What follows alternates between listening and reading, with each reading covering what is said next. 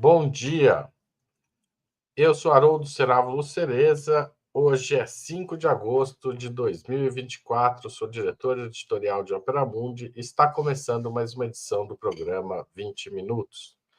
O secretário de Estado dos Estados Unidos, Antony Blinken, alertou os países do G7 de que o Irã e o Hezbollah podem conduzir um ataque contra Israel nesta segunda-feira, em retaliação aos assassinatos do líder da ala política do Hamas, Ismail Haniyeh, em Teherã, e do comandante militar do movimento libanês Fuad Shukr, em Beirute, no Líbano. A informação é do site norte-americano Axios.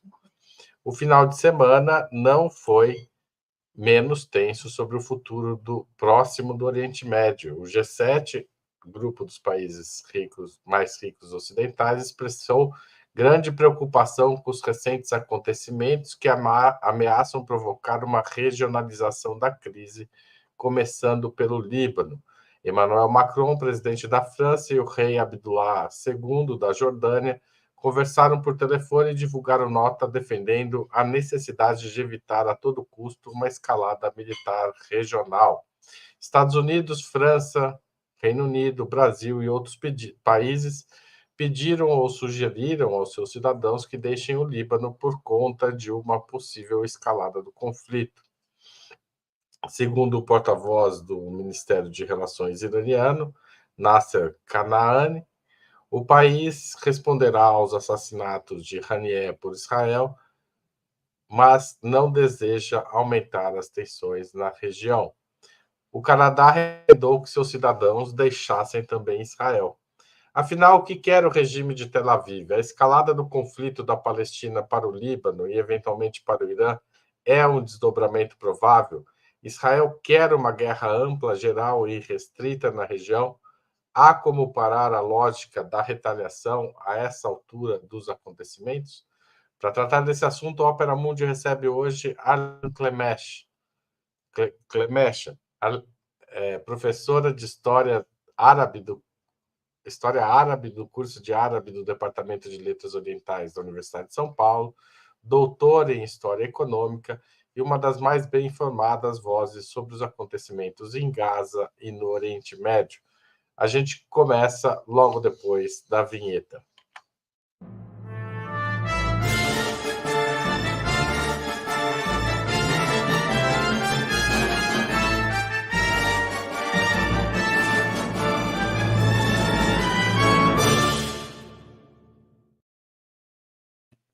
Bom dia, Aline. Obrigado por voltar aqui ao 20 Minutos. Bom dia, Haroldo. Bom dia a você que nos assiste. Um prazer estar aqui. Aline, o temor da diplomacia mundial a essa altura sobre os desdobramentos da guerra na Palestina tem fundamento? Há uma escalada da guerra contra os palestinos para uma guerra mais ampla envolvendo outros estados e grupos armados na região? Haroldo, sem dúvida há. Esse desdobramento e esse transbordar do conflito para a região já vinha acontecendo, basicamente, desde o começo das hostilidades, do ataque israelense à faixa de Gaza, mas nesse momento ele está saindo, fugindo a qualquer forma de controle. Muitos perguntam, afinal de contas, o que Netanyahu quer com isso tudo? E a única conclusão que tanto alguns dos seus generais como analistas externos, observadores e lideranças mundiais conseguem chegar é que ele quer colocar fogo na região, que a guerra é uma maneira que ele encontrou de realizar algum tipo de visão messiânica, radical de direita, sobre a asserção e expansão israelense na região. Mas tem algum sentido geopolítico isso? Isso não é um risco muito grande para o Estado de Israel? É um risco enorme para o Estado de Israel. E não há qualquer benefício geopolítico que se possa tirar de uma regionalização desse tipo. Inclusive, a principal avaliação que se deve fazer são sobre os riscos que isso traz para Israel. Porque não há condições de ter realmente vitoriosos absolutos numa guerra regional como essa, e sim perdedores para todos os lados. O Irã claramente não quer essa escalada, e ele vem tentando dizer isso, ele está dizendo claramente que não quer escalada, porque ele sabe que, não obstante suas forças militares consideráveis e o crescimento das forças militares do Hezbollah desde a última guerra, que foi em 2006, que é enorme, é muito grande o crescimento das capacidades do Hezbollah, mas eles não se igualam, não chegam aos pés do que é a capacidade militar israelense em termos de equipamento, de treinamento, de tudo, né? E sem falar no próprio apoio que os Estados Unidos dão, já enviaram reforços para a região, né? Desde o ataque ao Irã, mesmo dizendo ao mesmo tempo que não querem uma escalada, mas Israel mesmo com uma guerra em várias frentes, ela não consegue sustentar essa guerra em várias frentes, e essa é a análise que analistas militares fazem, que ela não tem, aliás, até o momento ela não conseguiu derrotar o Hamas. Essa é a verdade da questão. O Hamas não está derrotado, ele está fragilizado, certamente, ele tem levado nos últimos 10 meses uma enorme baixa das suas forças, dos seus homens, lideranças, como a gente está vendo agora, mas derrotado não. E, pelo contrário, o tipo de guerra que se vislumbra, né, nessas fronteiras e para além das fronteiras, porque com o Irã só pode ser uma guerra aérea a longa distância, é uma guerra que Israel não consegue, por exemplo, ter claros ganhos para além de fermentar mais ainda a revolta, a resistência, que pode ser vencida numa primeira etapa, mas numa segunda ressurge e se coloca novamente contra Israel. Então, esse tipo de ação, ele acaba levando a uma fragilização, talvez não imediata, mas sim do projeto de existência desse Estado dentro da região.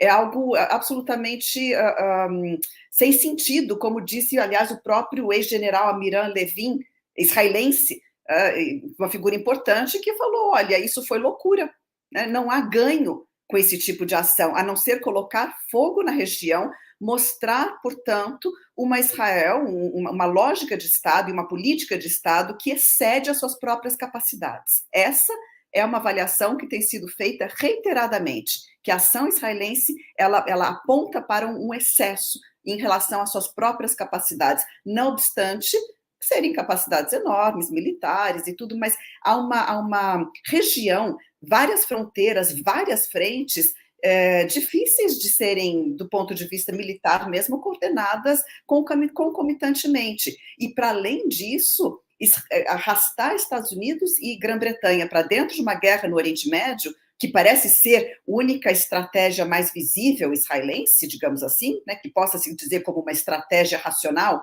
né, arrastar essas duas potências para dentro de uma guerra, é algo que o mundo precisa parar, né, porque é algo que representará um enorme risco, um risco muito grande em termos de conflitividade mundial mesmo.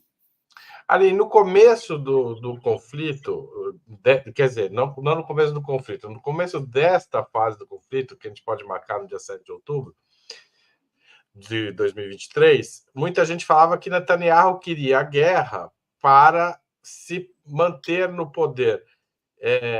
Essa lógica parece, como você mesmo apontou, parece não ser suficiente para explicar a ação do Netanyahu 9 meses, né, ou 10 meses depois do início do confronto.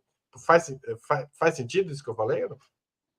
Haroldo, existe por parte de Netanyahu uma consciência muito clara, todos sabem, de que se ele sair do poder, se ele deixar de ser primeiro-ministro nesse momento, ele irá sofrer outros processos, para além desses que ele vem acumulando por parte do Tribunal Penal Internacional, por exemplo, ou em relação ao Estado de Israel, por parte da Corte Internacional de Justiça, ele irá enfrentar tribunais ordinários dentro de casa, né?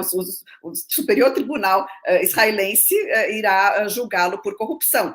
Então, manter-se no poder é fundamental para a própria sobrevivência política e pessoal de Netanyahu. Mas isso não basta para explicar a forma como ele está arrastando a região para dentro de uma guerra regional.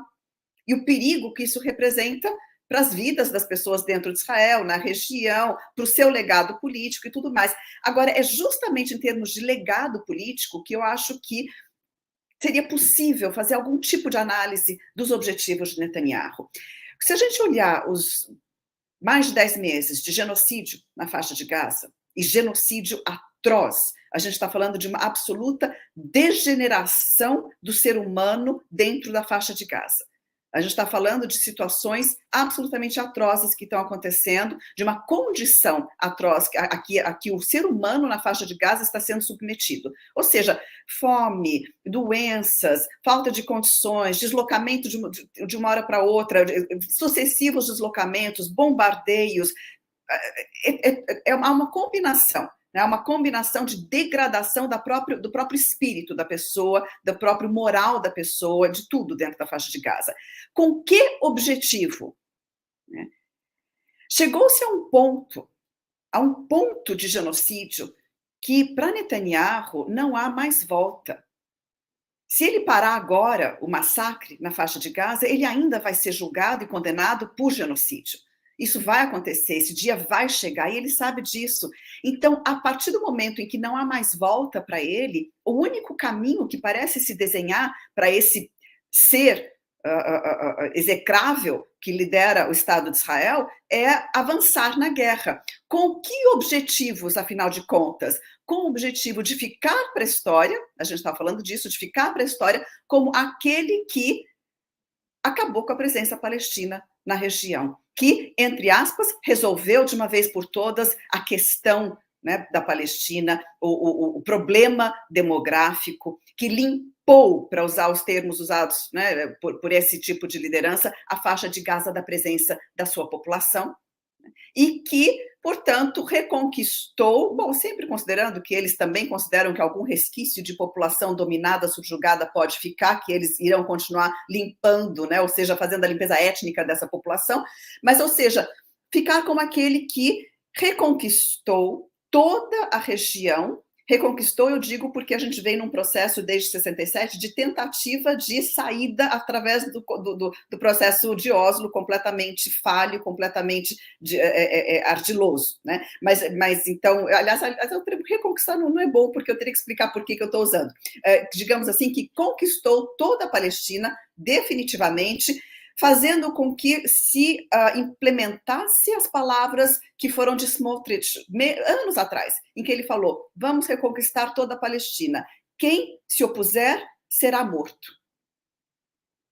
Isso foi dito faz anos, né? Não é de agora. Então, essa é a lógica, e essa é a única, e isso se insere no que tem sido cada vez mais percebido nesse governo de extrema-direita extremamente fundamentalista, que há também uma força motriz religiosa, né, nessas ações, dessa extrema-direita fundamentalista religiosa judaica, que acredita que os judeus são um povo eleito, né, e que essa região foi dada a eles por Deus, e que é do seu direito eliminar o palestino e se assentar, se colocar, dominar toda a região. Então, essa visão radical, messiânica, conquistadora, né, ela é parte desse projeto. E ela com esse governo, aflorou com uma força muito virulenta. E é essa, então, a única lógica que nos resta ver, porque é justamente o que está acontecendo debaixo dos nossos olhos, não é uma elucubração, uma hipótese, é isso que está acontecendo. Israel já falou que não vai devolver territórios da faixa de Gaza, que dividiu Gaza o norte do sul, que vai manter essa divisão intacta, que começa a lançar projetos de assentamento e construções e etc. no norte já. Então, tudo isso é o que está acontecendo. Netanyahu quer ficar para a história como aquele líder que judaizou toda a Palestina histórica, eliminando a resistência palestina. Mas não é isso que está acontecendo. A própria morte de Haniyeh não enfraquece o Hamas enquanto movimento de resistência. Aline, o Hezbollah, como a gente normalmente fala aqui no Brasil, tem se comportado como neste conflito? Ele tem o mesmo cuidado que o Irã ou não segue exatamente a linha iraniana, que é o país ao qual ele está ligado, inclusive por razões históricas e inclusive religiosas. Certo. O Hezbollah ele faz parte das várias forças na região que são apoiadas e que coordenam suas ações com o Irã, o que não significa que o Irã seja o mandatário, seja aquele que dê ordens ou designe as ações do Hezbollah. São duas forças, né, uma estatal, outra uma organização, partido político, assim por diante, que são distintas e que fazem questão de dizer abertamente: nós não somos a mesma coisa e teremos as nossas próprias lógicas, mas agirão nesse tipo de situação coordenados, né? Então, quando uma liderança como Shukar, né, Fuad Shukar, é assassinado, né, o mais alto comandante militar do Hezbollah, braço direito de Hassan Nasrallah, é assassinado em Beirute. No dia seguinte, Ismail Haniyeh, liderança diplomática internacional, né, um homem das negociações, e aí tem algumas observações que a gente pode fazer, mas enfim, é assassinado no Irã. São duas violações às soberanias nacionais, são dois ataques externos às soberanias nacionais do Líbano, com a forte presença do Hezbollah, do Irã, e de dois apoiadores, duas forças que se apoiam historicamente na região, e não é simplesmente por motivos religiosos, né? Ou seja, não é porque o Hezbollah é xiita e o Irã também é xiita, apesar de que isso tem um papel importante na criação e na sustentação de alianças e confianças e relações entre eles. Há uma histórica coordenação mesmo, mas de fato não dá para igualar as duas coisas e dizerem: não, o Hezbollah é um braço do Irã na fronteira com Israel. Não se pode chegar a esse ponto, porque seria um reducionismo em relação à história do próprio Hezbollah, que, vamos lembrar, ele surgiu para combater a invasão israelense do sul do Líbano, que começou em 1978, né, e durou até 82, 78, 82, e durou até o ano 2000, quando o Hezbollah conseguiu finalmente, de fato, expulsar o exército israelense do sul do Líbano, que ele vinha conquistando já há 18 anos, né, tinha estabelecido seu controle da região. Então, o Hezbollah surgiu por motivos próprios do Líbano, por motivos internos próprios, está enraizado nessa sociedade, nessa região. Então, a gente não pode igualar os dois, que seria um reducionismo muito grande. Aline, eu fiz essa pergunta na segunda-feira passada para o professor Salem Nasser, mas eu gostaria de repeti-la para você. O Hezbollah é um movimento de resistência legítimo, como defende grande parte do mundo islâmico, ou é uma organização terrorista, como classificam Estados Unidos, Reino Unido, Alemanha, Argentina, Austrália, Israel, Canadá, Holanda e o Conselho de Cooperação do Golfo? Ou ainda faz sentido separar, como fez em 2013, a União Europeia, para quem o braço armado do Hezbollah é uma organização terrorista, mas não o partido político. E, por fim, como o Hezbollah é visto na Rússia e na China? Haroldo, eu não sou formada, a minha formação, né, não é em relações internacionais, não é em direito internacional, a minha formação é de historiadora, e nós historiadores desconfiamos muito desses grandes termos. Organização terrorista, o que define o terrorismo? Sim, tem algumas tentativas de definir o terrorismo na lei internacional, que acabam sendo aceitas e norteando algum tipo, mas, em última instância, terrorismo é uma das palavras mais politizadas do léxico político internacional. O que é ser terrorista? Em primeiro lugar, terrorista é aqueles que designam como terrorista quer classificar como um agente com o qual não se conversa, não se negocia, está fora de todos os parâmetros e âmbitos de negociação, lei e tal, e que, portanto, o fim último daquele que é designado como terrorista é que seja eliminado. O terrorista é, por definição, aquele com o qual não se relaciona, não se conversa, e se elimina. Então, a gente tem que desconfiar de quem é que designou o Hezbollah como terrorista. Né? Você mesmo já disse quem designou. Agora, a ONU, na sua composição mais ampla, Assembleia Geral e assim por diante, Conselho de Direitos Humanos, ela não classificou o Hezbollah como terrorista. Né? O Brasil mesmo segue as classificações da ONU, porque ela tem um pouco mais de cuidado do que isso. Se a gente olha a história do Hezbollah, eu já acabei de dizer, ele surgiu como uma força de resistência para expulsar um agente externo invasor que estava há 18 anos, bom, quando surgiu não estava há 18, né, mas no curso de uma ocupação que durou 18 anos. Então, como que você vai dizer que aquele agente que está querendo implementar a lei internacional, podemos dizer, é um agente terrorista? Terrorista para quem? Né?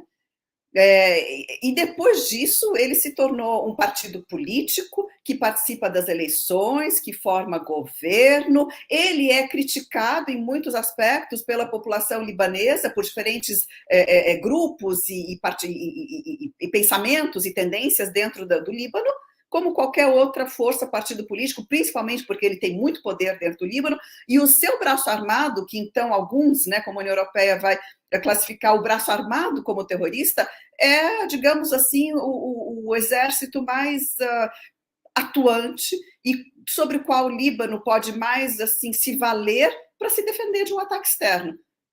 É mais do que o próprio exército libanês. Então, sabe, e o que a gente ganha em dizer que é terrorista? O que a gente ganha?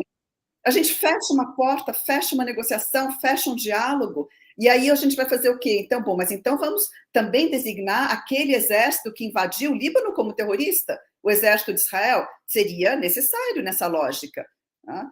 Só porque é o exército de um Estado, né? Ele não é, assim, designado como terrorista, mas eu não designaria, não designo como um agente terrorista. Mas, principalmente, tem mais um aspecto, Haroldo. Não obstante algumas acusações, como, por exemplo, em relação à AMIA, o Hezbollah não tende e não tem feito, e não é prática do Hezbollah, realizar atentados, ou, digamos assim,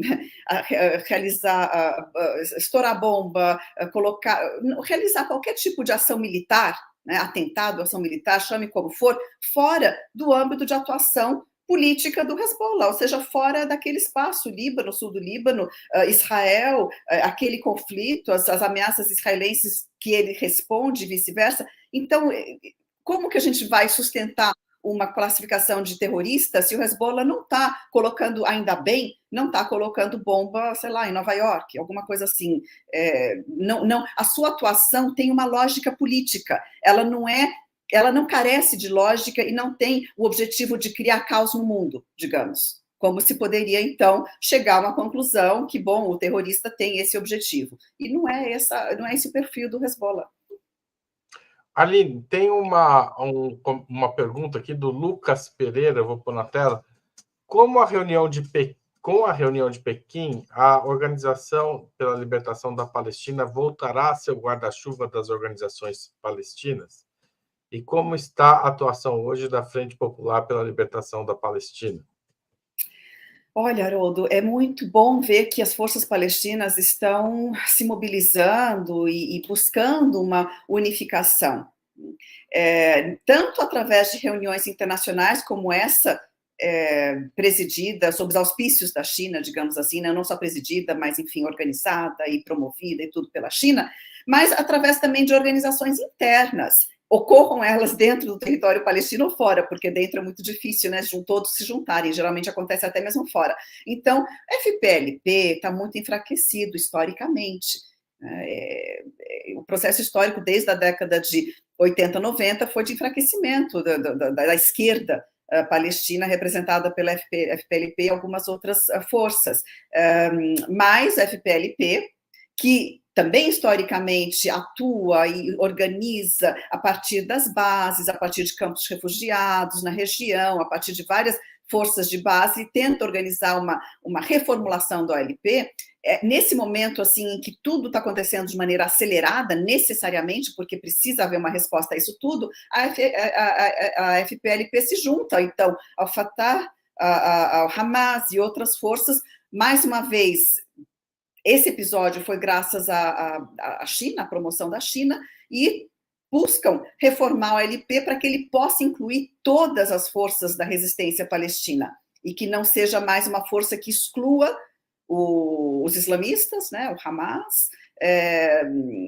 Agora, como eu falei, a FPLP, ela, aliás, tem teses feitas, né, internacionalmente, em várias academias, sobre por que, como que a FPLP entrou em decadência, mas é principalmente uma tendência não só da Palestina, né? O fim da União Soviética, a queda do muro, toda a conjuntura hoje não é favorável ao crescimento da FPLP, mas ela se mantém como uma das forças que pedem a reformulação da OLP para que ele possa incluir de maneira mais participativa, mais democrática, mais inclusiva e mais representativa todas as forças da resistência palestina. Aline, eu perguntei da China e da Rússia, e na resposta você acabou pulando. Já que a China voltou para o assunto dessa pergunta, como é que a China está se envolvendo neste conflito? Como você assiste a esse, digamos, esse envolvimento diplomático de auxiliar na organização? Qual é o papel da China hoje neste espaço do Oriente Médio? Tem sido muito interessante observar o comportamento da China. A China, acho que dois foram os principais e mais assim claros momentos, né, em que desde o 7 de outubro a China se pronunciou. Primeiro, numa sessão da Corte Internacional de Justiça que julgava a ocupação. E esse foi um julgamento solicitado muito antes do 7 de outubro, já vinha correndo há um par de anos, pelo menos. E a China, nessa sessão, disse com todas as letras: os palestinos, especificamente o Hamas, têm o direito à resistência, seja com que meios forem, porque se o assalto, se o ataque ele é armado, então o Hamas ele tem o direito de resistir também de maneira armada. Então, e falou ainda que isso está solidamente consolidado na lei internacional, esse direito de defesa está solidamente consolidado na lei internacional, e é verdade, é assim mesmo, é isso mesmo. Então, mas raramente um país, um governo, vem a público numa reunião como essa, né, em alto nível, assegurar, dizer e defender, então, que, olha, o Hamas não pode ser considerado, e dito, uma organização terrorista, porque está se defendendo de uma situação de ocupação militar que dura desde 1967, com uma clausura absoluta da região desde 2007, enfim, há uma situação de ocupação militar ilegal dos seus territórios, e, portanto, essa ação do Hamas é uma ação legítima de defesa. Isso a China disse, né, e foi muito significativo a China dizer isso. E agora, né, mais recentemente, a China consegue, né, juntar as partes palestinas que têm tido historicamente, desde 2006, desde que se fragmentou o governo palestino, né, entre o Hamas de um lado e o Fatah do outro, a OLP representada pela sua principal força, o Fatah do outro, tem tido tanta dificuldade de se reunificar. As forças palestinas têm tentado, em vários momentos tentaram se reunificar, mas, assim, devido a problemas entre eles e a boicotes internacionais, não conseguiram nunca. E agora a China colocou todo o seu peso por trás de uma unificação da liderança palestina, até como forma de se superar esse momento, de chegar a um acordo de paz, de implementar um fim do genocídio, né? É necessário para isso que as forças se unifiquem, se unam. E a China conseguiu mostrar para o mundo que é possível. A China, né, como pano de fundo disso tudo, deve-se dizer que a China tem, no Oriente Médio, tem todo o percurso, passando pelo Irã, chegando ali no Golfo, desembocando ali na região da Palestina, Mediterrâneo, a Rota da Seda, né? Há um interesse chinês em manter essa região pacificada, estável e rentável, E isso também a China já mostrou que é seu interesse quando mediou a normalização das relações entre o Irã e a Arábia Saudita. Todos dois fazem parte do projeto de Rota da Seda da China, tanto o Irã como a Arábia Saudita tiveram que conseguir esse feito para que o próprio projeto econômico avançasse. Contra esse projeto econômico, os Estados Unidos estão atuando. Então, essa guerra tem um forte viés econômico, um forte viés de tentativa de controlar para poder futuramente explorar o gás natural que existe no Mar de Gaza, o petróleo que existe e também gás na própria fronteira ali entre Israel e a Cisjordânia, numa localidade, tem bastante, são reservas estimadas são reservas bilionárias que estão estimadas, muito grandes, é uma das maiores bacias de gás natural estimado, parte dela está ali no Mar de Gaza. E a China, então, se coloca nessa região como alguém que tem um interesse muito mais profundo econômico do que as partes guerreando. E os Estados Unidos, vendo esse avanço chinês, principalmente representado pela Rota da Seda, eles contrapõem só seus próprios projetos de rotas opostas, contrárias, para que também Israel, com seu aliado, também os Estados Unidos, com seu aliado Israel, possam explorar essa rota para o seu próprio benefício. Então, há uma disputa muito forte econômica como pano de fundo para isso tudo. E a China está nessa região justamente com esse papel e com esse peso, né? Porque quando a China entra nessa disputa, entra com um peso muito grande, porque os maiores focos, os maiores pontos para a gente ter, né, olhar no mundo hoje são esses, a China em relação ao Oriente Médio, a Rússia em relação à Ucrânia, também lembrando de Taiwan ali com a China, que é outro ponto, né, de tensão. Disso que é aí que está a conflitividade, e por trás tem interesses econômicos enormes, conflitantes. Ali, tem saído na mídia de tempos em tempos, americana, alguns sinais de desconforto do Biden e mesmo da Kamala Harris, a candidata à eleição, com relação a Israel. Mas isso não interrompe de maneira nenhuma nem a política de Estado americana, determinada no Congresso, e nem a política de governo dos dois. Qual é o sentido desses, digamos, vazamentos, e qual é o sentido que os Estados Unidos veem em apoiar essa escalada da guerra? Haroldo, a gente vai acreditar, né, nas falas de Biden e Kamala Harris fugindo de presidir a sessão do Congresso, onde Netanyahu falou, né, se expressou, os 100 deputados democratas que também não participaram dessa sessão. Atos seguintes, Estados Unidos, depois do ataque ao Irã, reforçaram ainda mais as suas forças militares no Mediterrâneo, próximo a Israel e Gaza. Quer dizer, fala uma coisa, faz outra. Né? Depois Netanyahu dizendo, nós não nos intrometemos nos assuntos americanos, esperamos que os Estados Unidos não se intrometam no nosso. Como assim? Os Estados Unidos aportam, financiam, viabilizam, possibilitam essa guerra. Tem centenas de soldados estacionados ali dentro de bases em Israel. O apoio é astronômico, 19 bilhões, dos quais 12 bilhões, me parece, extras, para além do normal que todos os anos os Estados Unidos manda, e de dólares para Israel. Esse ano foram aprovados e enviados. Então, há um teatro, há uma cena que tem como principal alvo as eleições.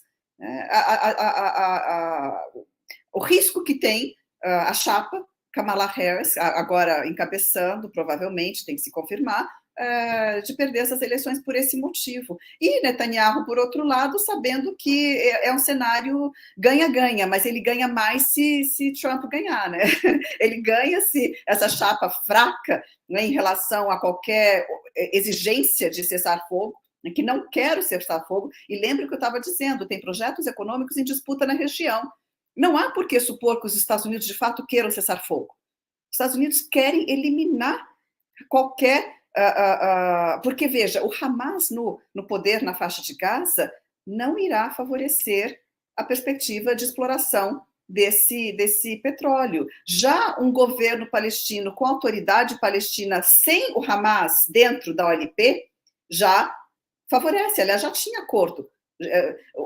A Grã-Bretanha, a empresa de petróleo, de extração, já tinham acordos com a autoridade palestina para a extração conjunta do gás do Mar de Gaza, isso antes de 2006, antes da cisão do governo palestino. Né? Com o Hamas, não tem o mesmo acordo.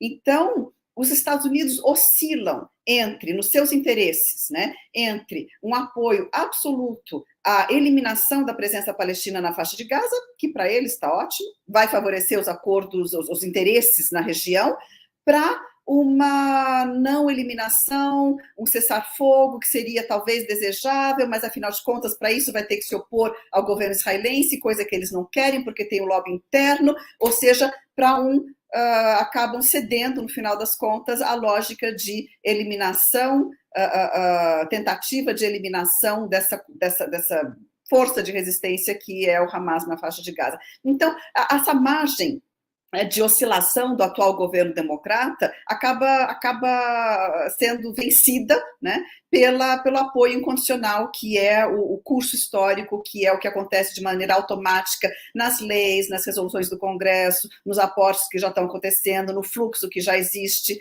e aí nada muda, mas é absolutamente grotesco, né? É grotesco a gente assistir o que está acontecendo em termos assim de ONU, medidas de cessar-fogo que não são implementadas, que não são respeitadas, que são ignoradas, e depois declarações supostamente a favor do governo, por parte do governo americano, supostamente a favor de um cessar-fogo, né? E que na prática não tem atuado dessa forma. Aline, o Luiz Felipe complementa essa questão dizendo o seguinte: numa possível escalada do conflito na região, que exija uma entrada militar mais direta dos Estados Unidos, qual o papel dos BRICS, especialmente Rússia e China, na correlação de forças? Há chance de Rússia, principalmente, né, a China me parece não disposta a isso, pelo menos vendo de longe, de a Rússia se envolver como se envolveu no conflito na Síria? É muito interessante olhar para os BRICS, porque a gente não consegue tratar os BRICS como um bloco com uma lógica fechada, né? Ele não segue essa lógica. O papel da China nos BRICS fazem com que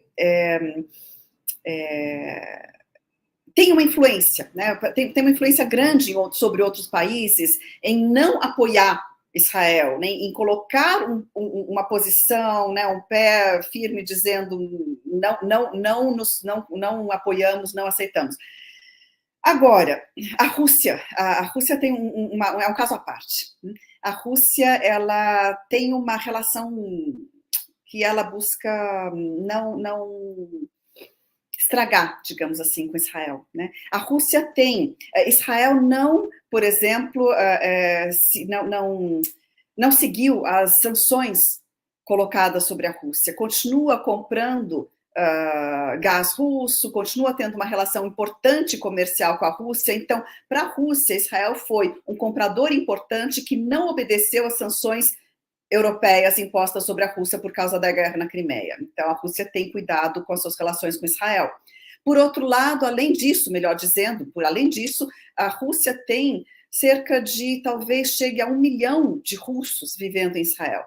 É uma proximidade demográfica, pessoal, né, de relações. E esses russos foram imigrando, né, dentro de uma leva de imigração recente que aconteceu. E muitos não são judeus, mas foram para lá como se fossem, e foram por motivos econômicos, e eles ajudam a manter uma relação de proximidade político-econômica também, mas de relações que funcionam, né, e que são caras de serem mantidas para a Rússia. Então, não dá para olhar para a Rússia dizendo o que a China coloca em termos... A Rússia não é. Não é, né? Então, dentro dos BRICS há casos e casos. A Índia é outro caso. Modi é aliado histórico, né, de Israel. Mas temos nos BRICS um grande conjunto, digamos assim, de países que representam um não alinhamento com União Europeia, Estados Unidos, Grã-Bretanha, e que estão dispostos a, num nível multilateral, mundial, ONU e assim por diante, tentar colocar um freio e um basta a esse assalto. O problema é que só a força militar parece que seria capaz, quando as negociações falham, e agora o principal negociador do Hamas assassinado, não parece haver outra forma de colocar um basta a tudo que está acontecendo que não seja através de uma força de implementação de um cessar-fogo, uma força militar, né, capacetes azuis, por exemplo, da ONU, para implementar um cessar-fogo, algo do tipo que precisaria passar pelo Conselho de Segurança da ONU, né, ela que teria que aprovar a implementação de um cessar-fogo pela força. Isso não acontece. Então, esse bloco dos BRICS é promissor em muitos aspectos, mas não é o suficiente. E aqueles que possivelmente estariam mais dispostos a, como foi no caso da Síria, né, que a Rússia entrou com forças militares na guerra da Síria, não vejo a Rússia indo muito nesse sentido. A Liege, a gente já pôs na tela, mas eu vou pedir para a Laila, que está nos bastidores, recolocar, falar sobre a questão dos reféns. Aliás, essa tem sido a principal, digamos, reação dentro de Israel com relação ao governo Netanyahu, né? O fato de que, para os israelenses, o governo do próprio país não tem cuidado dos reféns, nem conseguido tirá-los à força da Palestina, nem trabalhado numa negociação. Por que os reféns não têm entrado nessa conta do governo Netanyahu como muitos israelenses esperavam que ele fizesse? Vou falar de maneira mais clara ainda, Aline. Talvez tenha gente no chat que até fique um pouco brava comigo. Mas Netanyahu usa os reféns para poder continuar atacando a Palestina, no sentido de não abre negociações sobre, não permite que as negociações sobre isso avancem, para poder manter a justificativa dos ataques? E mais do que isso, né, acaba de assassinar a principal esperança para um acordo que incluísse a soltura dos reféns, que era Ismail Haniyeh. Né? Eu acho que tem uma combinação de fatores aí. Sim, sem dúvida, a manutenção, né, a existência de reféns ali dentro é um argumento para a entrada de forças terrestres. Sabemos que não há qualquer interesse em libertá-los. Inclusive, 2 foram assassinados depois de saírem com bandeiras brancas, né, de um edifício onde eles estavam mantidos, né, quando chegou o exército israelense, um soldado os matou. Por quê? Porque a orientação não é para os soldados, vamos buscar os reféns. Não é essa a orientação.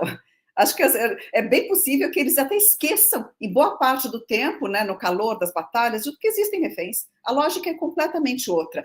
Sabe, Haroldo, a gente tem que entender que em muitas guerras, na maioria delas, as pessoas não são a preocupação. A preocupação é o alvo político, é o objetivo, seja lá o que tiver como objetivo das lideranças que fazem parte. E basta lembrar o que foi a história da transformação dos campos de concentração, Auschwitz, etc., em campos de extermínio em 42. As potências europeias sabiam que nesses campos estavam acontecendo extermínios, além daquele extermínio que já vinha acontecendo pela fome, pela doença, por tudo nos campos, né, de trabalho forçado. Quando esses campos de trabalho forçado foram transformados em campos com câmaras de gás e assim por diante, as potências europeias que estavam atuando na guerra com aeronaves, com bombardeios, né, arrasando cidades alemãs e assim por diante para vencer a Alemanha, não pensaram nem por um instante em bombardear uma estrada de ferro que levava judeus para esses campos. A mesma coisa a gente está vendo agora, nem por um instante os reféns passam nos cálculos de Netanyahu, mas eu acho que tem mais uma coisa aqui, mais um fator, não só porque isso é parte da lógica de guerra em geral, mas tem mais um fator, é a experiência de Gilad Shalit, o soldado que por 5 anos foi mantido pelo Hamas e depois foi trocado por quantos? Acho que 4.000. 4.000 presos políticos, entre eles Sinwar, né, que é uma das principais lideranças do Hamas, estava preso em Israel e foi trocado por Gilad Shalit. Então, eles não querem nunca mais, digamos assim, que o Hamas pense em tomar reféns para depois trocá-los. Eles não querem fazer essa troca. Eles não querem que as forças da resistência palestina usem esse método de tomar um refém israelense para poder soltar reféns, né, porque são reféns que são mantidos 9.000 nas prisões israelenses, pelo menos, israelenses. Então, acho que tem isso também, mas, por outro lado, isso talvez seja uma racionalização muito grande da minha parte. A gente está vendo algo muito irracional acontecendo, né? E é uma guerra, é um genocídio que não responde a forças lógicas, racionais, quando a gente consegue ver pelas mídias sociais, né, o que é o genocídio em Gaza, isso foge à compreensão. Tá certo, Arlinha. Eu vou fazer um breve intervalo, agradecer os novos membros pagantes do canal, a Ana Amélia da Silva, o Jonathan SR, a Lúcia Bia Alves, a Reginalíssima e a Helena Iono, que passaram a apoiar o nosso jornalismo de ontem para hoje. Muito obrigado a vocês. Queria lembrar que a gente está com uma campanha chamada Palestina Livre. Quem quiser apoiar a Opera Mundi, o jornalismo de Opera Mundi, pode ir neste endereço que está no alto da tela, almundi.news/Palestina Livre, e agora também na parte de baixo, em que quem apoiar ganha uma camiseta assinada pelo Carlos Latuf, se fizer uma assinatura semestral de 6 meses de R$60.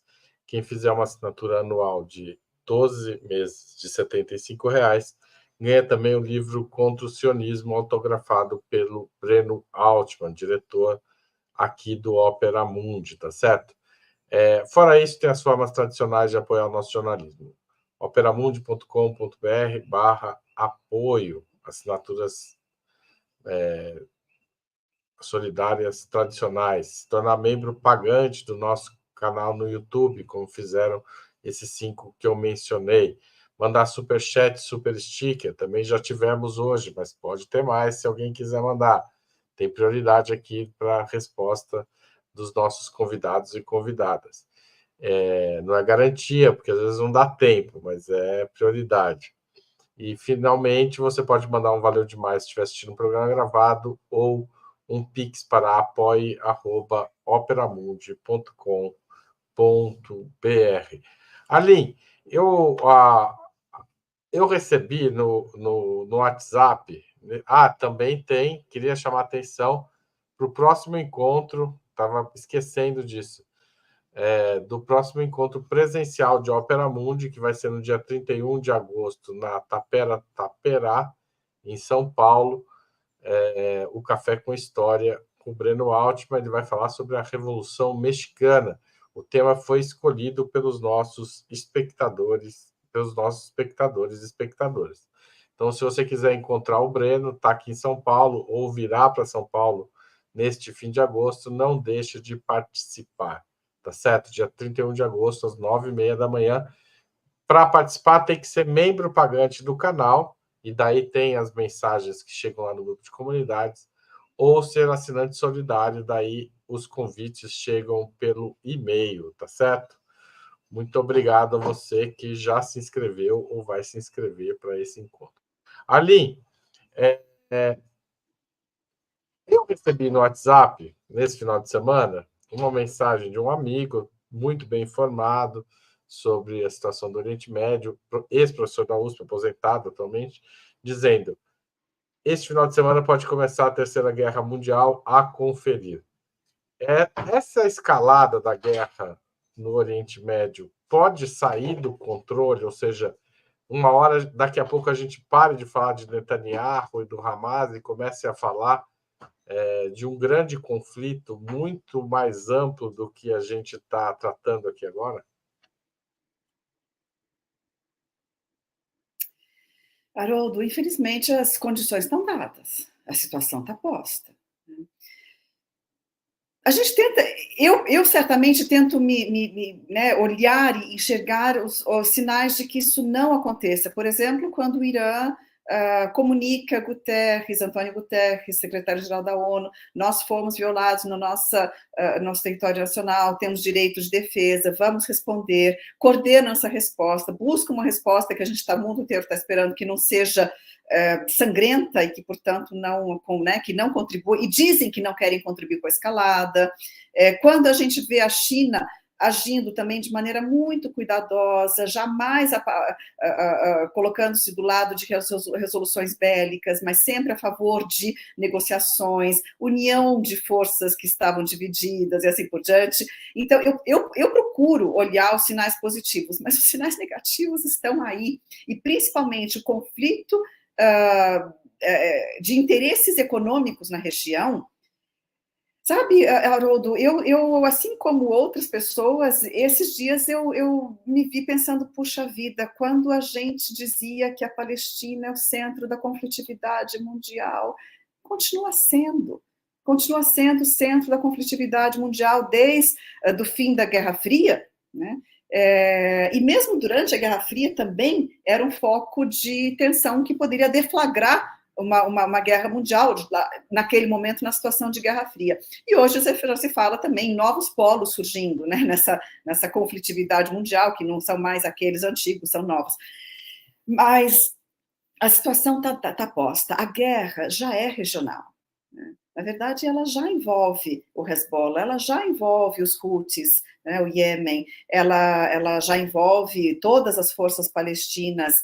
Na Cisjordânia também, em Tulkarm, foi um alvo, né, a partir aéreo, matou vários militantes em Tulkarm, foi um bombardeio, uma bomba que sobre um alvo, matou acho que 7 palestinos, né, militantes, tanto do Hamas como da Jihad Islâmica. Para não falar em outros também, grupos que continuam na região desde a Primavera Árabe e da violência que se sucedeu à Primavera Árabe, que estão na Síria.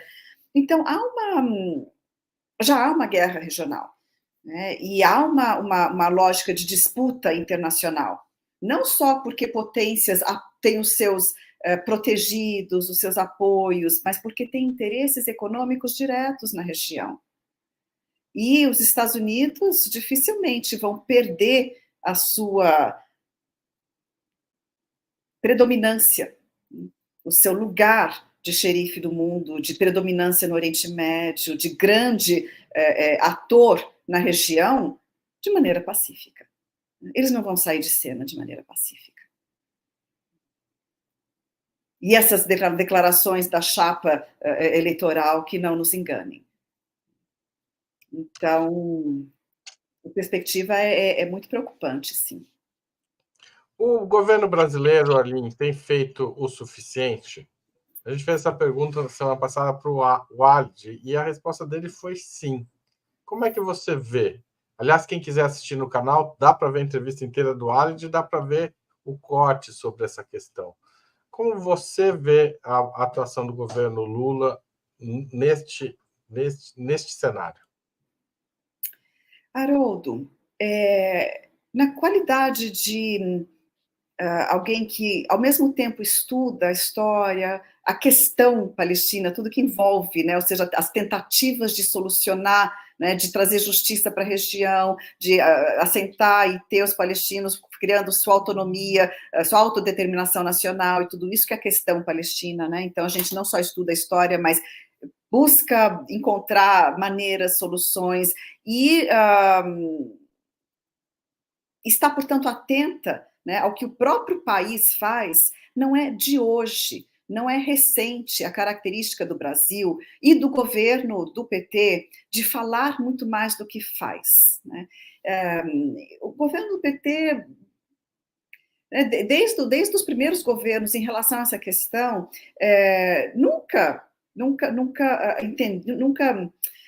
Como que eu posso resumir isso, Haroldo? O Brasil, ele tem, na sua política externa tradicional, que foi rompida com Bolsonaro e agora restabelecida de novo, uma posição de equidistância, de Israel e da Palestina. Ou seja, a ideia é, somos amigos dos dois. Né? Somos amigos da Palestina e, portanto, vamos apoiar a autodeterminação nacional palestina, somos contra os assentamentos, queremos a solução de 2 estados, mas somos amigos de Israel e, por essa situação de chamada equidistância, o Brasil não toma atitudes de pressão sobre Israel. Que tipo de pressão é possível? Ruptura de contratos militares, econômicos. O Brasil, sabe, através da Petrobras e de acordos que não são diretos com o Estado de Israel, mas com companhias que vendem Israel, o Brasil vende petróleo para Israel nesse momento de genocídio. O Brasil tem a Elbit instaurada dentro do seu território, é uma empresa chave na manutenção da ocupação, dos testes militares, do equipamento militar, que dá amparo a essa ocupação.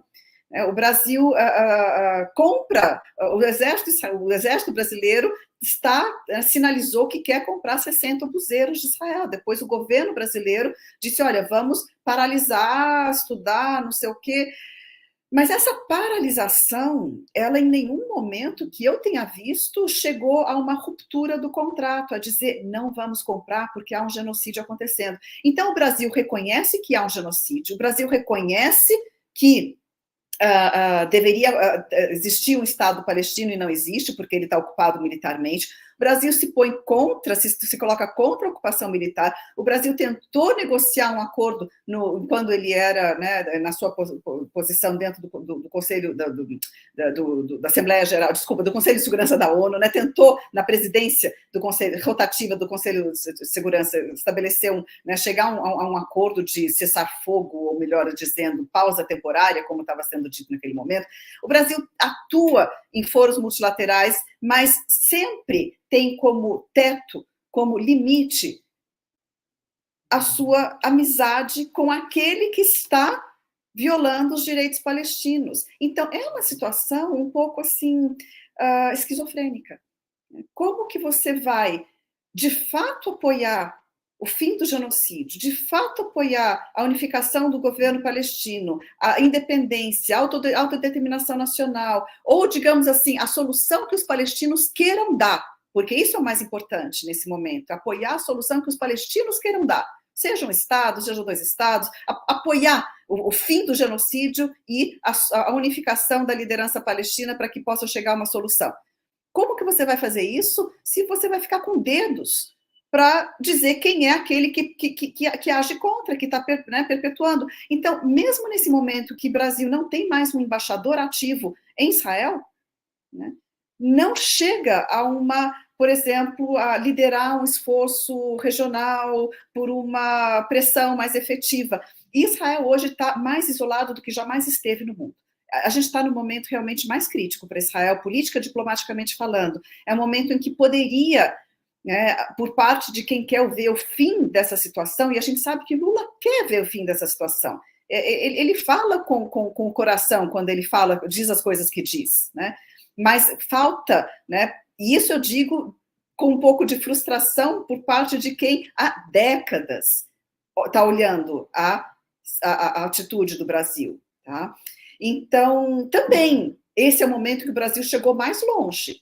Então, talvez por isso o Ali diga, não, o Brasil está atuando, porque o Brasil chegou hoje mais longe do que jamais chegou no passado. E olha que no passado, em 2006, o Brasil, no Mercosul, né, suspendeu o acordo de livre comércio que estava sendo negociado entre o Mercosul e Israel. Foi o primeiro acordo de livre comércio entre o Mercosul e Israel, foi esse. Quer dizer, do Mercosul foi com Israel, e aí o Brasil com o Mercosul, mas o Brasil teve um papel importante, eles suspenderam a negociação. Então, hoje, só que depois voltaram. Quando terminou a guerra, passaram-se 2 meses, as negociações já tinham sido retomadas. E por isso eu olho com desconfiança quando eu vejo o governo dizer que suspende a compra dos obuseiros.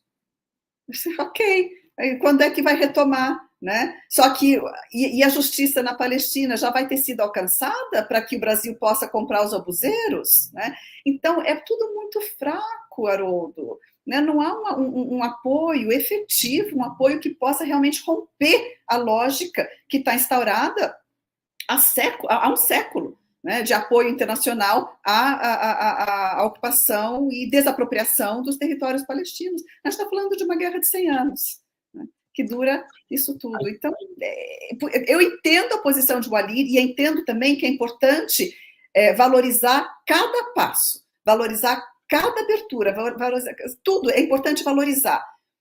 Mas, para quem está olhando isso há décadas, eu ainda estou esperando ver o Brasil realmente romper com a lógica de não condenar as ações do seu amigo de maneira efetiva, né? De maneira que possa trazer uma mudança.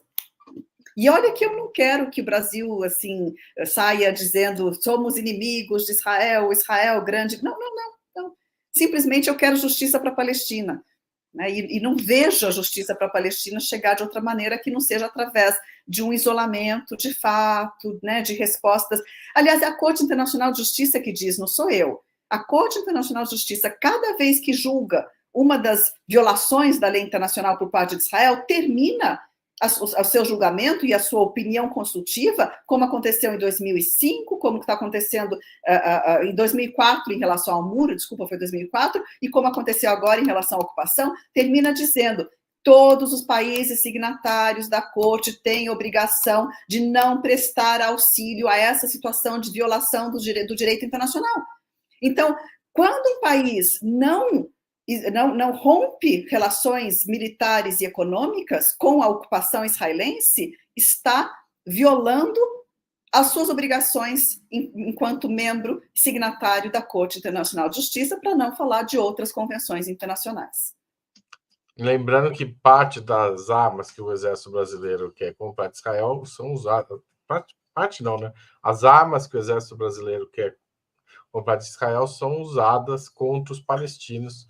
Teve gente que lembrou isso no chat, cheguei a pôr aí rapidamente. Não vai dar para a gente aprofundar essa questão, Aline, porque já estamos com 1 hora de conversa, mas é uma questão também importante, né, do ponto de vista do que significa comprar essas armas, né? Simbolicamente é muito ruim. Aline, muito obrigado pela entrevista. Agora a gente termina sempre aqui pedindo aos nossos entrevistados e entrevistadas que sugiram um livro e um filme para os nossos espectadores e ouvintes, porque esse programa também vai para o podcast. O que você sugere para nós? Haroldo, tem um livro que foi traduzido ao português, é o último livro do pesquisador, professor norte-americano Rashid Khalidi, que se chama, em português, a tradução ganhou o título Palestina, um século de guerra e resistência. Veja, Rashid Khalidi, ele, né, integrante da família Khalidi, importante de Jerusalém, eles são os donos do maior acervo documental palestino na região. Então,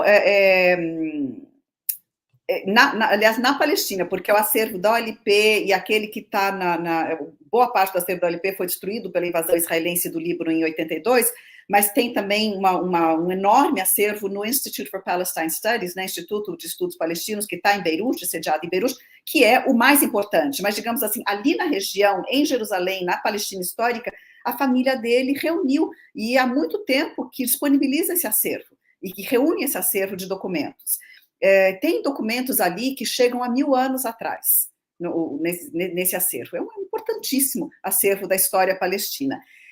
E Khalidi aqui, ele escreve com acesso a esse acervo familiar, ele escreve fazendo referências a histórias da sua família, histórias que ele acompanhou, viveu, vivenciou. Então, nesse livro, como em nenhum outro da sua produção, né, esse livro, sem dúvida, é o mais importante de Rashid Khalidi, apesar dele ter outros muito importantes, mas, e para mim, o mais prazeroso de se ler, sem sombra de dúvida. Ele consegue reunir tudo, né, uma história baseada em documentos, né, na historiografia, na análise muito do papel também dos Estados Unidos, que sempre foi forte do enfoque de Rashid Khalidi, que está baseado nos Estados Unidos, com recurso também a histórias familiares, a uma penetração muito, né, rica na região. Então, ele consegue reunir várias características nesse livro para realmente trazer um quadro vivo, um quadro interessante, um quadro elucidativo sobre esses 100 anos de assalto sobre a Palestina, de guerra na Palestina. Esse seria o primeiro, mas a gente tem visto muitos livros sendo publicados, né? Queria também rapidamente mencionar um livro onde eu participo, né? Eu tenho um artigo nesse livro, ele também foi juntado assim muito rapidamente, organizado pelo professor Oswaldo Cogiola, da História da USP, né? Do Departamento de História, e que se chama Guerra Israel-Palestina e Crise Mundial.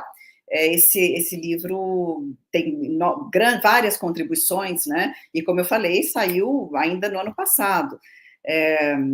Tem contribuições muito boas nesse livro, realmente artigos muito bons. E depois tem uma série de outros. Tem um livro que a editora Tabla lançou, e a autora esteve no Brasil, passou pelo Brasil, o livro se chama Sumud, em tempos de genocídios. Sumud significa resiliência, né? É a mais básica, duradoura, perene resiliência palestina de ficar na terra, ficar na casa, né? Essa resistência palestina fundamental. E essa autora, ela é psicóloga, ela tem um trabalho fantástico, né? Lindo, lindo. Escreveu, esse é um livro então muito recente, né? A resistência, a resiliência, Sumud em tempos de genocídio, lançado pela editora Tabla. Então, tem muitos livros sendo publicados. Pela editora Elefante também, sai um livro agora, também contribuo nesse livro. Então, tem vários livros em português. Tá certo. Esse aqui é um site, o que é a Rede Universitária Brasileira? Como tem tantos livros, né, e tantos materiais que estão dispersos por aí, a Rede Universitária de Solidariedade ao Povo Palestino, que surgiu depois do 7 de outubro, justamente para tentar... Por quê? Porque foram pessoas que perceberam que tem muitas universidades e acadêmicos nas universidades, docentes também discentes, que querem organizar atividades, né, palestinas e que não têm os recursos, né, não conhecem a bibliografia, porque não trabalham com a história palestina, com a história árabe, com isso tudo, ou com relações internacionais, são de outras áreas, através até da biologia, da física, seja o que for. Mas esse site tem o objetivo justamente de fornecer para quem quiser realizar suas próprias atividades, organizar seus próprios núcleos, seus próprios comitês e assim por diante, de solidariedade, de atividades palestinas, né, de resistência internacional, né, contra o genocídio, vão encontrar nesse site materiais, recursos, mapas, PDFs, publicações, referências a livros, e principalmente também nesse site vão poder ter uma ideia do que está acontecendo pelo Brasil em termos de atividades. E o site também convida os diferentes núcleos que se formem Brasil afora, nas universidades, a mandar notícias para ele. Então, em primeiro lugar, é importante divulgar a existência do site, senão ele não consegue cumprir sua missão. Então, eu agradeço muito a divulgação que eu pedi para o pessoal buscar e colocar aí na tela. Além disso tudo que você sugeriu, tem filme ou você vai pular essa parte? Não, o filme, tem um filme que está no Netflix, e por esse motivo eu indiquei, e também porque é um excelente filme, é muito forte, é um filme curto, Farha. É uma história verídica, né? É uma história verídica de uma criança que, ela vive no vilarejo palestino, ele foi tomado, né? Justamente, Farha foi tomado pelas forças, pelas milícias sionistas em 48, e essa criança, ela se escondeu no porão da casa, numa espécie de depósito da casa, e ela assistiu né, as cenas do genocídio a partir da fresta de onde ela estava escondida, né, essa imagem aí na capa. É uma realidade que se repete sem fim na Palestina, né? Então mas mostra a partir de uma história verídica, né, o que aconteceu, um pouquinho, né, um caso, um exemplo, né, uma história das tantas de 48, dessa Nakba sem fim, né, de um apagamento, né, de uma limpeza étnica da Palestina que começou lá atrás e que continua. Tá certo, Arlene. Muito obrigado pela entrevista. Queria agradecer também ao Rodrigo Dias Benjamin e a Andréia Chayeb, que são membros aqui do canal, fizeram comentários, se envolveram bastante aí no chat, fizeram perguntas. Algumas não estavam diretamente relacionadas ao nosso tema, outras a gente tentou, enfim, tratar aqui. Mas, de toda forma, queria agradecer a vocês e a todo mundo que compartilhou, espalhou essa conversa. Aline, volte sempre aqui ao Opera Mundi. Muito obrigado e até mais. Obrigada, Haroldo, um prazer. Alguém colocou shukran aí, né? Obrigada na tela. Obrigada. Tchau, tchau.